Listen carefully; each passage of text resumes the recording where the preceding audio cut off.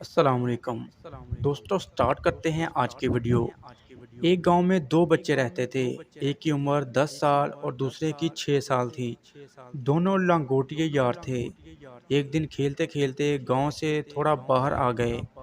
गांव से बाहर खेलते हुए 10 साल का बच्चा कुएं में गिर गया और चीखने चिल्लाने लगा।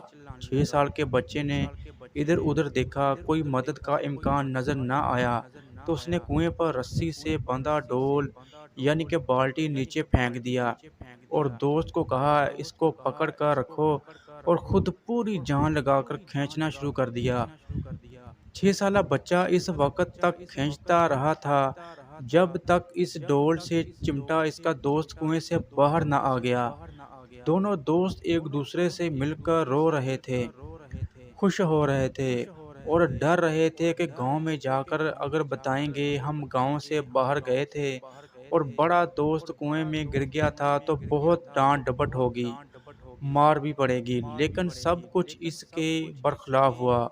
गांव में किसी ने इनकी बात का यकीन न किया और सब यही कहते रहे कि 6 साल के बच्चे में इतना जोर कहाँ, वो 10 साल के बच्चे को कुएं से बाहर खींच ले।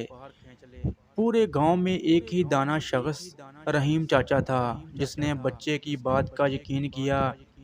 सब गांव वाले मिलकर रहीम चाचा के पास गए और पूछा कि आपको इन पर यकीन है। उन्होंने कहा कैसे किया होगा। रहीम चाचा ने जवाब दिया बच्चे बता तो रहे हैं कि कैसे किया। बड़ा कुएं में गिरा, छोटे ने इसे डोल की मदद से खींच लिया। गांव वाले खामोशी से रहीम चाचा का चेहरा तकते रहे। रहीम चाचा दोबारा गोया हुए, सवाल ये नहीं कि वो छोटा सा बच्चा ये कैसे कर पाया, सवाल ये है कि वो ये क्यों कर पाया, इसके अंदर इतनी ताकत कहाँ से आई। इसका सिर्फ एक ही जवाब है, सिर्फ एक जवाब, कि जिस वक्त इस बच्चे ने ये किया, इस टाइम पे इस जगह पर दूर दूर तक कोई नहीं था इस बच्चे को ये बताने वाला कि तुम ये नहीं कर सकते।